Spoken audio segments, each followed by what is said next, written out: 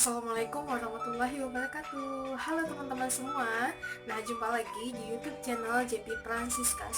Di video kali ini aku akan membuat video tentang ada 5 hal yang harus dilakukan oleh seorang mahasiswa baru. Nah, langsung saja kita ke tutorialnya.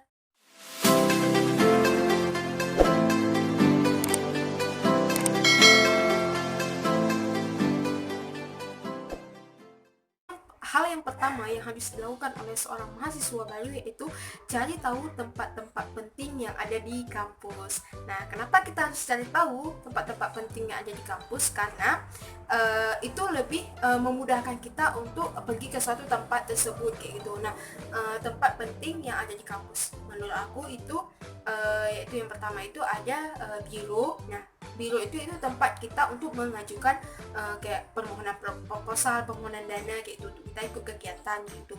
Dan yang kedua yaitu kita harus tahu di mana perpustakaan. Nah, perpustakaan itu yaitu kalian tahu sendiri kan, tempat kita mencari referensi atau bahan-bahan bacaan dan juga bahan-bahan kuliah kita gitu. Dan yang ketiga yaitu kita harus tahu di mana kantor dekan. Nah, kantor dekan itu kegunaannya untuk kita membuat kayak surat aktif kuliah, kayak itu kita masih aktif di kampus tersebut kayak gitu. Dan yang keempat yaitu kita harus cari tahu di mana prodi. Nah, prodi itu sama kayak kantor kepala sekolah yang ada di tempat pada saat kita SMA, SMP, SD kayak gitu kan. Nah, nanti di prodi itu kita keperluannya kayak pengisian KRS, pembatalan mata kuliah, dan juga kita ketemu dosen wali kayak gitu kan. Nah, yang terakhir itu yang kelima yaitu kita harus cari tahu yaitu kantin. Nah, kalau misalkan hal ini itu aku nggak perlu kasih tahu lagi kalian ya, otomatis kalian emang harus wajib tahu kayak gitu mana kantin biar memudahkan kita pada saat udah mulai perut kita nih keroncongan gitu kan. Yang kedua yaitu cari tahu tentang dosen wali. Nah, dosen wali itu yaitu sama seperti orang tua kedua kita kayak gitu. Orang tua pertama kita itu orang tua kita ada di rumah, sedangkan di kampus yaitu dosen wali itu sebagai orang tua kita di kampus kayak gitu. Nah, jadi kita membutuhkan dosen wali itu sangat kita membutuhkan dosen wali karena nanti kita bisa konsul MK sama dosen wali, habis itu dosen wali yang bimbing kita pada saat kita skripsi kayak gitu dan sampai kita lulus kayak gitu. Jadi kita itu harus mengenali yang bagaimananya nih. Nah, kalian pasti tanya kayak gitu kan. Nah, kalian itu harus kenali dosen wali, misalkan sifatnya kayak misalkan dia itu ramah, dia itu mudah senyum, dia itu orangnya care, dia orangnya itu kayak welcome kayak itu. Dan ada juga beberapa yang kayak dia cuek kayak gitu kan. Kita maklum karena kan kalau kita manusia beda-beda kayak gitu. Kita nggak boleh samain kayak gitu dosen A sama dosen B, nggak boleh kayak gitu kan. Nah, jadi cara kita untuk cari tahu tentang dosen, kalau aku pribadi sih yang pertama aku tanya sama kakak letting atau kakak angkatan atau abang angkatan yang sedosen wali kayak gitu sama aku. Nah, cari tahu tuh sama dia tentang dosen wali kita kayak gitu. Jadi kalian tuh harus wajib banget tahu ya tentang dosen wali kalian. Tiga yaitu kenalan dengan kakak angkatan. Nah, kalian tuh harus kenalan dengan kakak dan abang angkatan kalian. Nah, apa sih tujuannya kenalan sama kakak dan abang angkatan? Nah, yang pertama kita tujuannya itu kayak untuk mencari tahu informasi tentang kayak tadi aku bilang tentang dosen wali, tentang kampus, tentang prodi, kayak itu tentang cara kerja prodi kayak gitu kan. Nah, jadi aku harap sih ketika kalian kenalan sama abang dan kakak angkatan kalian itu jangan nanti kalian tuh kayak salah tingkah, salting kayak gitu, habis itu udah kayak sampai kalian tuh nanti nggak tahu lagi nih, aduh kayak gemetaran kayak gitu jumpa sama kakak dan abang nanti kalian tuh. Jangan sampai sih ya kalau menurut aku, karena anggap aja kalau aku belajar anggap aja mereka itu seperti kayak kakak dan abang kandung kita yang ada di rumah kayak gitu ya. Kita menghargai dia, orang tua di atas kita kayak gitu. Pokoknya kalau misalkan kalian kenal sama kakak dan abang kalian, aku sangat merasain sih manfaatnya. Bisa kita tanya tentang MK apa aja yang dia pilih sampai dia kayak cepat lulus kayak itu. Kalau misalnya ada yang kita kenal sama orang yang kumlot kayak gitu kan, nah siapa sih yang nggak mau kumlot ya kan. Nah, jadi kalian tuh wajib banget tuh kenalin sama kakak dan abang letting kalian. Nah, cari tahu tentang informasi di kampus kita sama mereka yang udah berpengalaman. Dan yang keempat yaitu kalian itu harus memanage waktu dan uang. Nah, kenapa dua hal ini aku gabungin? Karena ya sama-sama kan, kalian tuh harus memanage waktu, memanage uang gitu. Nah, kalian itu harus mempunyai waktu. Kayak misalkan nih, kalau misalkan kalian tuh kita kan banyak dikasih tugas nih sama dosen kan, ada banyak MK kayak gitu, misalnya ada 10 MK, mungkin aja dosen kasih tugas kayak itu barengan gitu, dikasih tugas. Nah, kita itu harus pintar-pintar memanajemen waktu kayak gitu. Kalau misalkan aku pribadi sih, cara aku manajemen waktu itu, aku selalu ngerjain tugas yang ini, misalnya tugas yang pertama kumpul kayak gitu. Misalnya gini, padahal tugas yang pertama kumpul itu dikasih terakhir, misalnya dosen pertama hari Senin, Selasa, Rabu kayak gitu kan, contohnya Senin, Selasa, Rabu.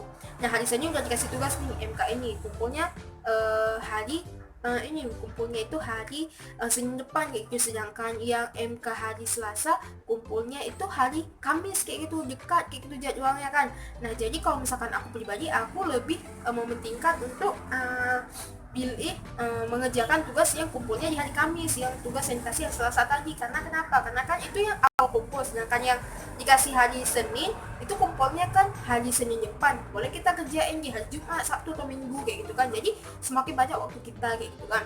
Nah, itu yang perihal memanage waktu.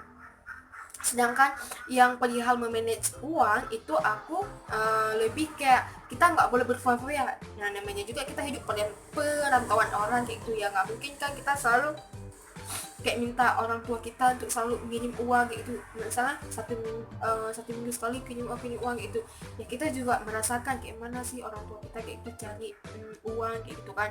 Nah, gimana susahnya cari uang, makanya kita tuh harus bisa banget memanajemen uang kayak gitu. Jangan foya-foya, makannya seadanya aja, ala kadarnya aja kayak gitu. Jangan kayak kita mewah kali, biasa aja kan kita, yang penting perut kita terisi, kita gak lapar kayak gitu, ya udah alhamdulillah kayak gitu kan.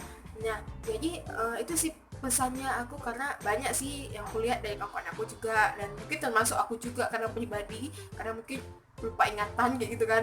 Nah, sampai aku beli-beli yang menurutku sih, yang setelah aku pikir-pikirkan nggak terlalu mementingkan kayak gitu kan.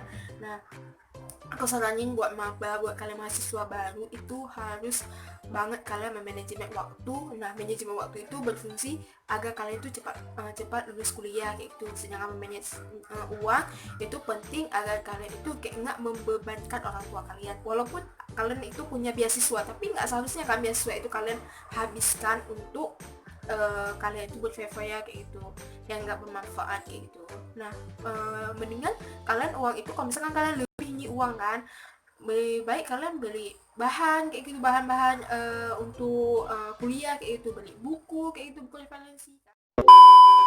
Terakhir yaitu nomor 5, yaitu kita lanjut ke nomor 5, yaitu ikuti seminar dan organisasi. Nah, kenapa sih aku saranin kalian untuk ikuti seminar dan organisasi? Karena gini, kalau misalkan seminar itu apalagi kalau kuliah umum kayak gitu kan, nah itu pasti banyak banget itu informasi yang kita dapatkan. Karena biasanya seminar dan kuliah umum itu ilmunya itu nggak akan aku ya jamin nggak akan kita dapat di bangku kuliah kayak gitu, di bangku kita kuliah sehari-hari kayak gitu kan.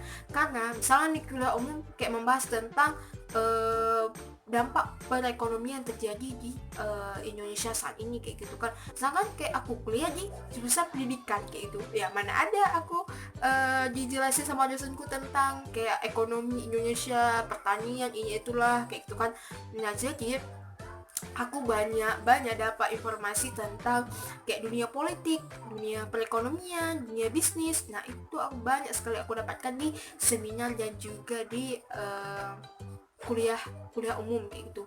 Karena kuliah umum dan seminar itu emang kalian sih ilmunya itu emang bener-bener gak kalian dapat di bangku kuliah. Jadi aku saranin banget buat kalian untuk ikutan seminar dan kuliah umum. Yaitu ikuti organisasi. Nah, ketika kalian ini sudah berada di lingkungan kampus, kalian otomatis sudah tahu yang namanya kupu-kupu dan kura-kura. Sedangkan kupu-kupu itu kuliah pulang, nah kura-kura itu kuliah rapat. Jadi aku saranin banget buat kalian itu untuk ikut organisasi, yaitu organisasi itu identik dengan mahasiswa yang kuliah rapat, yaitu seperti kura-kura kayak gitu kan. Nah, ketika kita ikut organisasi, kita itu bakal banyak ada relasi kawan kayak gitu, dan di organisasi itu ada salah satu wadah untuk kita itu bisa public speaking, berbicara di tempat umum gitu kan. Nah, ketika kita sudah lulus nih di kuliah, di bangku kuliah, otomatis kita akan bekerja nih di tempat kerja kita itu, kita sangat dituntut untuk bisa public speaking, yaitu berpikir kayak itu dan berpendapat, memberi argumen, dan kita itu bisa bergaul di masyarakat kayak gitu. Jadi buat kalian aku harap kalian itu untuk mengikuti organisasi. Nah, jadi hanya sekian video dari aku kali ini. Semoga bermanfaat buat kalian semua. Dan kalian itu jangan lupa like, subscribe, dan komen ya. Karena satu subscribe kalian sangat membantu untuk aku. Jadi sampai berjumpa di waktu selanjutnya. Assalamualaikum warahmatullahi wabarakatuh.